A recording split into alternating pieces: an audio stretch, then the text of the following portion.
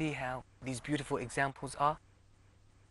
This is how the companions were, because they had Iman in their heart. Who was their teacher? Muhammad sallallahu alayhi wa sallam. Have you ever come across something like that? Personal experience? It's not personal, but actually, yeah, being selfish is like a disease, as you said.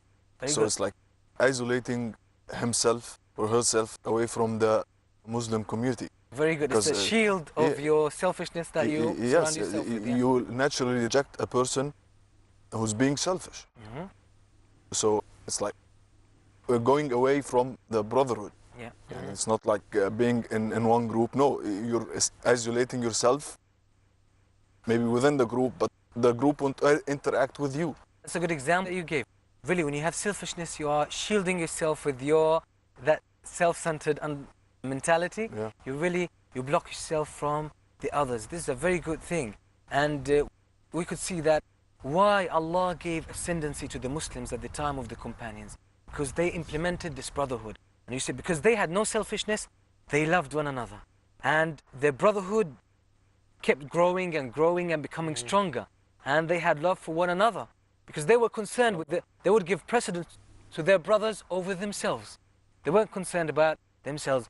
So I want you to imagine, how would you imagine, Abdul Rahman, the Muslim society, if they really managed to get rid of selfishness? Or I can't say rid of selfishness, but just to control it. Control it and implement the guidance of the Prophet ﷺ in this regard. How could you imagine people would be? There will be more khair, more blessings to share. Just the fact that we're sharing and we sacrifice, MashaAllah. And it will implement more barakah and more blessings from Allah in the society. That's a real important value in the Muslim society. And it will make people also live in happiness. So a lot of other benefits that I can't even talk about because there's so much. You know, one of the evil things of selfishness is that when you are selfish, you won't care if you cause other people harm, if you benefit yourself. Those who steal, well, they cause others harm, and they destroy other people's lives sometimes in order to get a small benefit, get some little money. Those who backbite do the same. They want to enjoy themselves and, you know, amuse, entertain their guests and their friends, and enjoy the conversation. What? Well, you are eating the meat of your brother. Subhanallah. And well, selfishness leads to more evil. Sometimes people kill others out of selfishness. Exactly. They do that. So selfishness is at the bottom of a lot of evil. It will cause people to more evil because you always care about yourself. So this is why Islam came to rid the people of this sense of selfishness and this tendency. You have to control it. It is necessary to a certain extent in order to survive and satisfy your needs.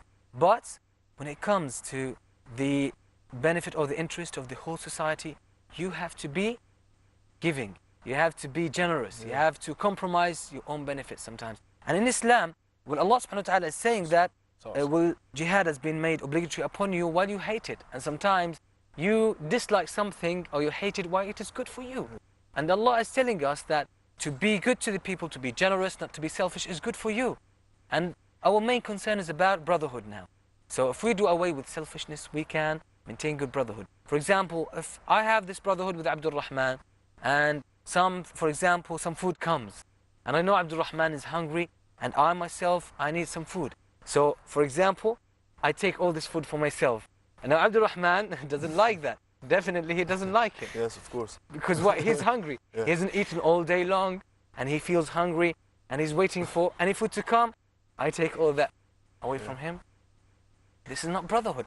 A person who has Iman, good Iman, he doesn't do that. Isn't that true, Abdul Rahman? Exactly. So the person, if he has Iman, he doesn't really take the things that his brothers need and keep that for himself. He doesn't care about them. For example, now, if I say some food comes and Abdul Rahman is hungry, and I'll take all the food for myself. I need some food, but I can share it with Abdul Rahman. I can share it, but I take all the food and I keep Abdul Rahman hungry. How would you feel about that, Abdul Rahman? If let's say somebody else, not myself. Someone takes the food, you haven't eaten all day long now, and you're so tired, and you need that food. Somebody takes all of that. How would you feel? Would that really affect the kind of brotherhood you have with that brother? I feel that he kind of committed a crime. Okay. so you won't forgive that person. Actually, what it is, it really affects brotherhood.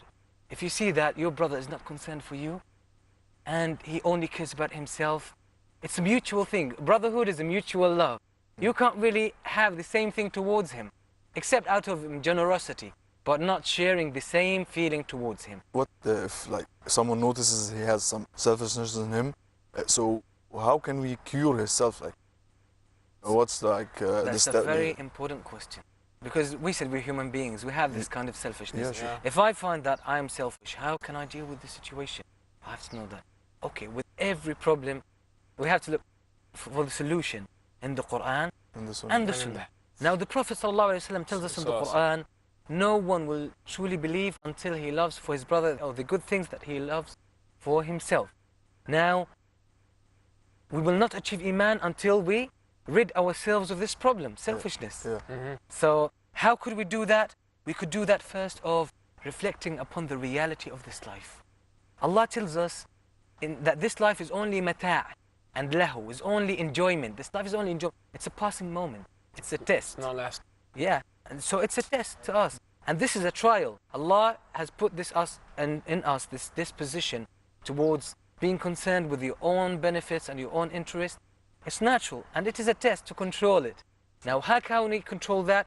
First of all, you have Iman in Allah, that this life is but a test. So it's not about how much you get in this life, but it's about how much you save for yourself on the day of judgment. So it's about how much you give. And when you read this hadith, that no one of you will truly believe until he loves for his brother the good things that he loves for himself, then okay, you realize that I have to deal with this problem. First of all, if you have this intention and this desire to solve this problem, this is the first step. You take it. The second one is that you bear in mind all the time that this life is but a test, and it's about giving. It's about sacrifice. Allah says, أَحَسِبَ النَّاسُ أَن يُتْرَكُوا أَن يَقُولُوا آمَنَّا وَهُمْ لَا يُفْتَنُونَ. Do the people think that they will be left alone to say we believe, and while they have not been tested yet? You have to be tested. Exactly. Second thing is to see that Allah subhanahu wa ta'ala contemplate in the verse, إِنَّمَا الْمُؤْمِنُونَ إِخْوَةٌ. The believers are brothers to one another. So brother, that means we share things. Yeah. And the other thing as well, to read Sunnah of the Prophet ﷺ. He went through a lot of harm, a lot of hardship. Why? To convey the message to us. To make Islam reach us. To save the people from the hellfire. SubhanAllah. Prophet ﷺ sacrificed a lot, and he compromised, and he suffered a lot of pain for the sake of saving the people from the hellfire. So you see this, you follow this example. It's in your heart. It moves you, drives you to have love for the others and to do sacrifice. You see? And the more you recite the Quran, the more you understand this life, and the more you understand that you have to give in order to earn Allah's pleasure. Allah says in the Hadith al-Qudusi, He says, Ya ibn Adam, anfiq unfiq alayk. O son of Adam, you pay more, you give more to my servants, I will give you more. So you know, the more you give the people, the more Allah will give you. So it's solved.